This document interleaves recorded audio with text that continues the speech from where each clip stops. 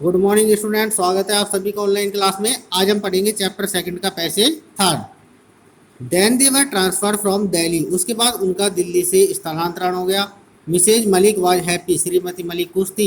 C would no more see her house, कि अब वह उस घर को अत्यधिक समय तक नहीं देख पाएगी। Regret not being able to live in it, और अब उन्हें इस घर में रहने का पश्चाताप भी नहीं होगा। रिग्रेट का अर्थ होता है पश्चाताप। And than thinking of the substantial rent, और पर्याप्त किराए के बारे में सोचने के बाद फील कंसोल्ड, अब उन्हें सांत्वना महसूस हुई। Transferred from one place to another, एक स्थान से दूसरे स्थान पर ट्रांसफर यानी कि स्थानांतरण होने पर they had to wait for many more years, उन्हें कई वर्षों तक इंतजार करना पड़ा। For another term of posting, पद स्थापन के लिए इन दिल्ली, कहाँ पे, दिल्ली में, यानी कि कई साल बाद में जाके क्या हुआ, दिल्ली में उनका ट्रांसफर हुआ। इन द मीनवाइल, इसी दौरान Mrs Malik's mother in law, Shrimati Malik की मदर इन लॉ का अर्थ होता है सास, पास्ड अवे अर्थात गुजर गई। Their daughter had been married, और उनकी पुत्री की भी शादी हो गई। इन ए वे, इसी प्रकार से, देवर लकी डैट, वे सौभाग्यशाली थे।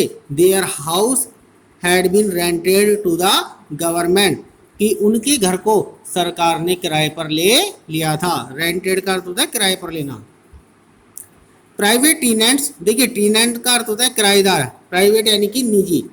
Are such a headache का अर्थ होता है सिरदर्द, कि जो निजी किराएदार होते हैं वो वास्तव में क्या होते हैं, सिरदर्द होते हैं। There is no end to their complaints, उनकी शिकायतों का कोई अंत नहीं है। एंड डिमांड्स, और उनकी मांगों का, अर्थात उनकी जो मांग होती है, शिकायत होती है, उनका कोई अंत नहीं होता है।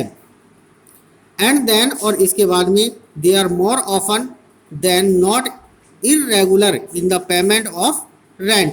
देखिए इरेगुलर का अर्थ होता है अनियमित, और वो अक्सर सामान्यतः क्या होते हैं, इरेगुलर अर्थात अनियमित होते हैं in the payment of rent, किसको लेकर के, किराए के भुगतान को लेकर के।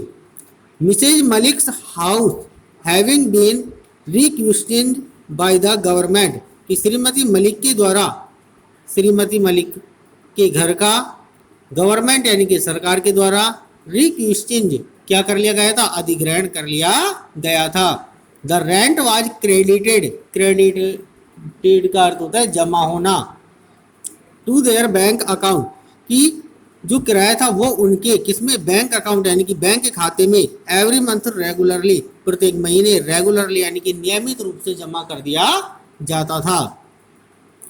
Only their son remained to be married now, अब उनका केवल एक पुत्र ही अविवाहित बचा था।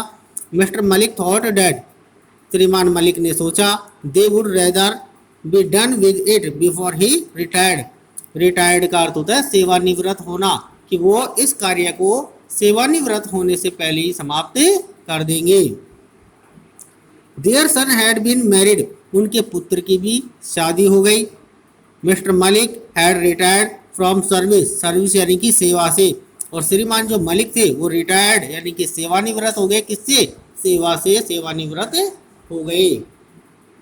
बट देयर हाउस, लेकिन उनका घर, had not yet been released का अर्थ होता है छोड़ना या मुक्त होना, कि उनका घर अभी भी मुक्त नहीं हुआ था। बाय द गवर्नमेंट, किसके द्वारा, सरकार के द्वारा, अर्थात उनके घर को अभी भी सरकार ने मुक्त नहीं किया था। Mr and Mrs Malik lived with their son, श्रीमान और श्रीमती मलिक लिव्ड रहते थे विद देयर सन, उनके पुत्र के साथ में, एंड डॉटर इन लॉ, और किसके साथ में, उनकी पुत्र वधू के साथ में। इन ए रेंटेड हाउस, एक किराए के घर में।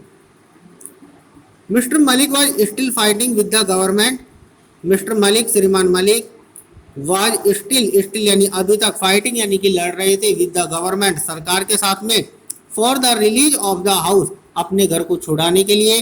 वहन हिज एंड केम, जब उनका अंत समय नजदीक आ गया था, अर्थात जब उनका अंत समय नजदीक आ गया था, उस समय भी वो अपने घर को छुड़ाने के लिए क्या, सरकार के साथ में लड़ रहे थे।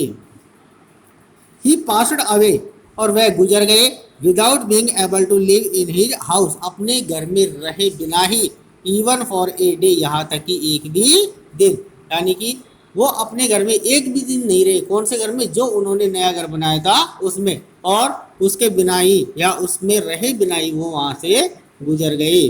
क्लियर? देखिए इसी के साथ में पैसे समाप्त होता है। ये जो वर्ड मीनिंग दिए गए हैं सारे, इनको आपको कॉपियों में करना है। जो अंडरलाइन किए गए हैं उनको भी कॉपियों में करना है। थैंक्स।